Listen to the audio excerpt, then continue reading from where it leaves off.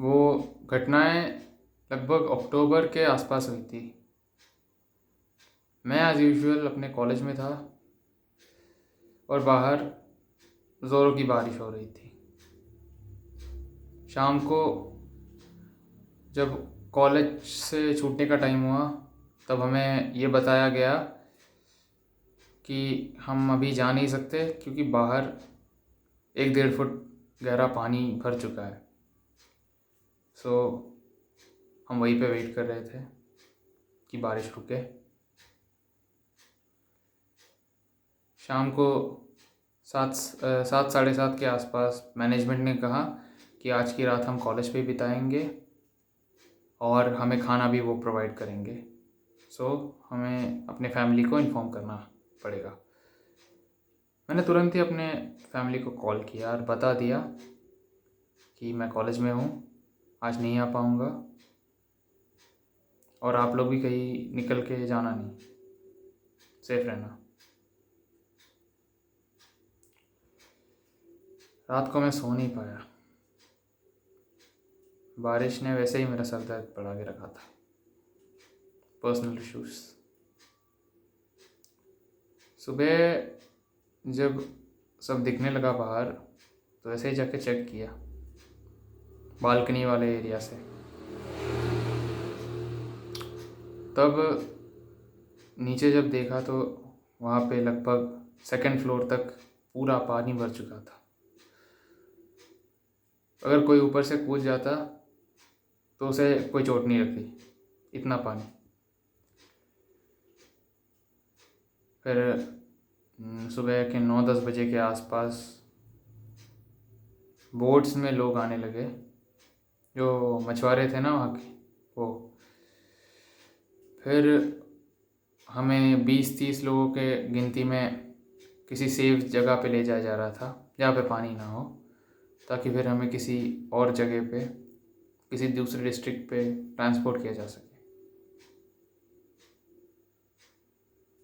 जहाँ पे हम पहुँचे वहाँ पे दूसरे भी कॉलेजेस और स्कूल्स के बच्चे थे जिनका सेम एक्सपीरियंस रहा था शायद। फिर शाम तक हम वहीं पे इंतज़ार कर रहे थे कि कुछ हो। बारिश तब भी हो रही थी। लगभग 5-6 बजे के आसपास हेलीकॉप्टर्स आ रहे थे, बड़े कंटेनर्स लेके, बड़े बड़े साइज़ के। उसमें हमें ट्रांसपोर्ट किया जाना चाहिए था और हम सबको कोल्लम डिस्ट्रिक्ट ले जाया गया। लगभग रात के 10 बज चुके थे जब हम वहाँ कोल्लम में पहुँचे। हमें वहाँ किसी पब्लिक स्कूल बिल्डिंग और कॉलेज बिल्डिंग्स में रहने का इजाज़त मिला था। वहाँ पे NGOs के लोग हमारा वेट कर रहे थे। उन्होंने हमें खाना दिया और फिर बताया कि एडजस्ट कर ले, सिचुएशन बहुत गंभीर है। कुछ दिनों में मैं अपने पेरेंट्स से भी मिल चुका था। शुरू में थोड़ा टाइम लगा ढूंढने में सबको, क्योंकि सब अलग अलग एरियाज़ में थे। देन हम वहाँ पे लगभग 2 हफ्ते तक ठहरे। कम से कम 2 हफ्ते तो ठहरे ही थे। हमें न्यूज़ अपडेट्स न्यूज़ रिपोर्टर्स और न्यूज़पेपर से मिल रही थी। हमारे एरिया के बारे में भी पता चला कि वो अभी लिविंग कंडीशंस में है नहीं। वहाँ की रोड्स डैमेज हो चुके थे बहुत, और मिट्टी पूरी क्लेई सॉइल टाइप हो चुका था। वाटर होल्डिंग कैपेसिटी बढ़ गई थी, something like that.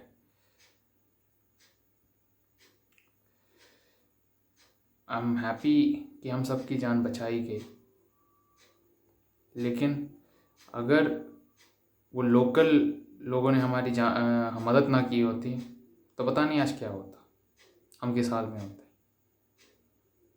Kollam district के जो स्थानीय लोग हैं उन्होंने हमें खाना, कपड़े, ज़रूरी सामान, मेडिसिन और फंडिंग से बहुत मदद की।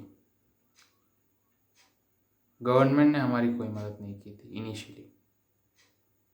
बाहर से जब डोनेशंस आ रहे थे, केरला गवर्नमेंट ने कुछ खास तरीके से उनको पॉजिटिव रिस्पॉन्स नहीं दिखाया, ना खुद कोई स्पेसिफिक फंडिंग की, ना फाइनेंशियल सपोर्ट किया, ना बाहर के फाइनेंशियल सपोर्ट्स को एक्सेप्ट किया। रीजंस का कुछ पता नहीं, बस ऐसा ही हुआ था।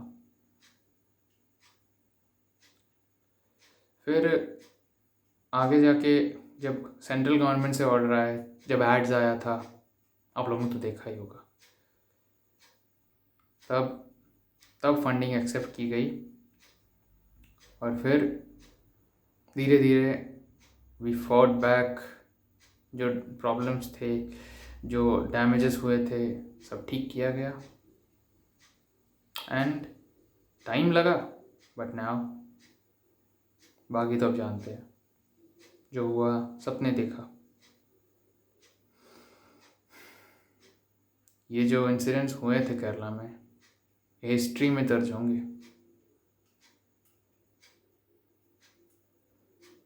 जो कोलैटरल डैमेज हुआ, जब लोगों की जानें गई, इट वॉज अनयूजुअल एंड किसी ने एक्सपेक्ट नहीं किया था।